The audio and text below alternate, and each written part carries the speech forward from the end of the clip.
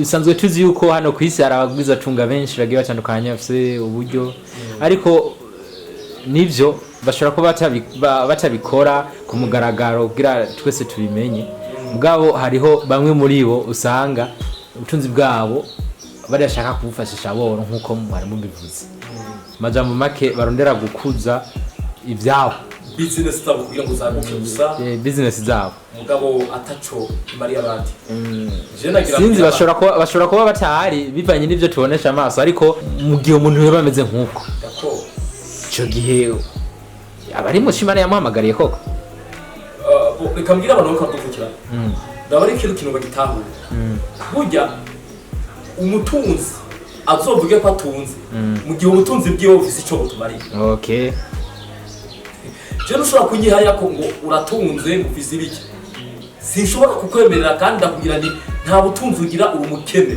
kuko yabutunze wari gukemura ikibazo kimwe mu byo mfise ariko aba yarahaye ubuzi benshi uwo muri urwo ruhande rw'iwe vy'ukuri umuntu aba ariko aratanga akazi uyo muntu vy'ukuri abakozi ikuba ciza okay ahareberanya n'Imana mu kurya muntu vy'ukuri aseha yizanirako aseha yisehera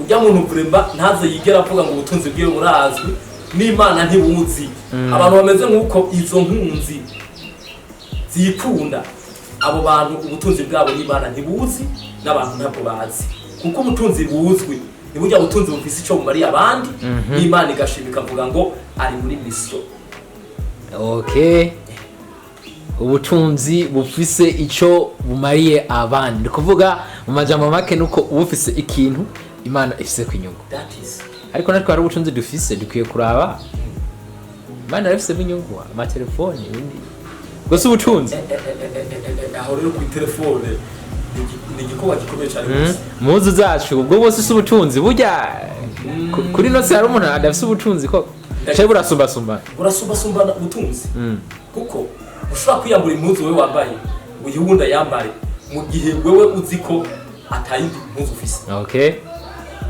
mu byo utunze ibifasha ubuzima bwawe donc Imana ibanza guhera kugufasha wewe ikagushigikira ikaguha ivyo ibisahiriza ubuzima bwawe ariko kandi gacishira ko nico bita inyongera yo kugira ngo uje muri mission yayo ufashe imbabara behajya waruzi yuko ubutunzi uhabwa n'Imana ibi bufise ku mugambi kweli cyane gose muri bijya butunzi Imana itanga iba yateguye abantu nibura batanu canke 10 canke amajana canke umuriyoni bashobora kuzotabagwa bivanye na wewe abantu bashobora kumenya igituma Imana isuka ubutunzi kuri bo nibajya abantu ndabakwereke bajya abantu usanga basigana ricuza nibajya abantu usanga yarageze mu mamiliyaridi mu masantene do miliyo mu wasanga yarakorotse ariko rifuza dizaine do mille mu bihumbi 10 20 30 ariko aravyifuza yaramanutse cyane gose ni kuvuga ngo ntiyatahuye igituma yahawe 2 miliyari 2 miliyo mu majambo make dufandikanije n'ivyo duje kuvuga ntibamenye ukuntu bagendera mu masezerano yabo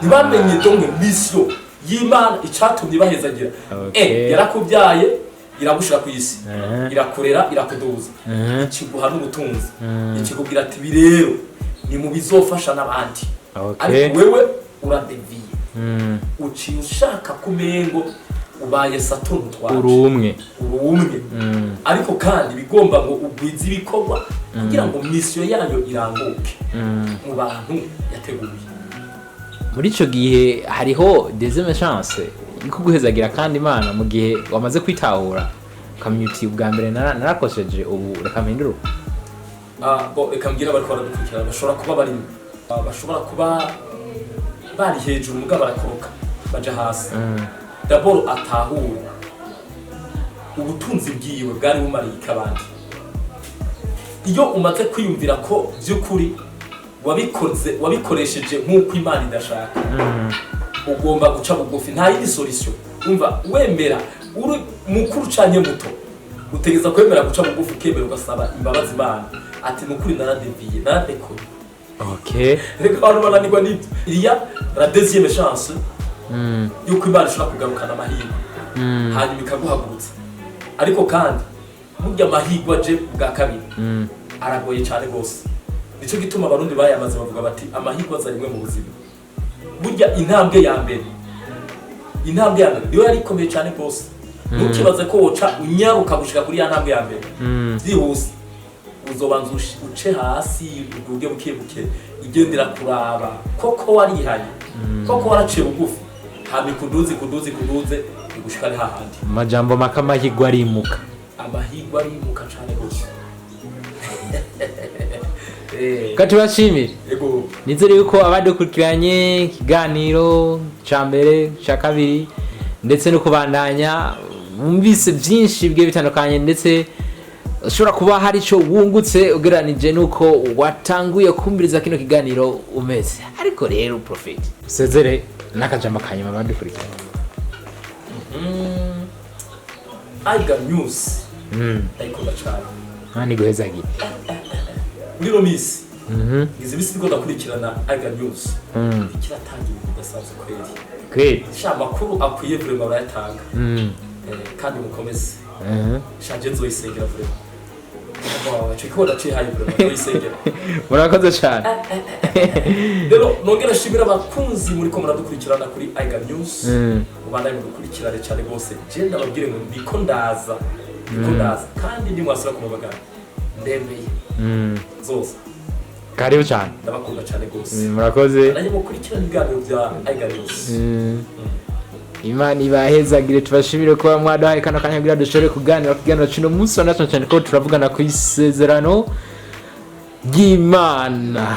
Ndazi watahuye byinshi bitari bike muri kino kiganiro ariko no gusaba kubaranya ubana nacu mugira subscribe kuguruzura ibero wa mbere kwakira no kumviriza buri gihe amakuru agiye atandukanye ajanye na technology, amakuru y'ijyanye no kwisi, amakuru y'ubuzima na cyane nk'iki kiganiro mbeje kumva aho nashashane muri musigiye kuza turabaha ibiganiro byinshi bigiye bitandukanye bishobora kudufasha gute umuntu ashobora kuba mu buzima bwa misi yose kandi bishobora kuduha n'inyigisho z'ukuntu twoshika kwiterambere Imana ishaka. Tubashimire kugira tubakengurukire eka Imana ishikare kutuzigama ibihe byose na hose.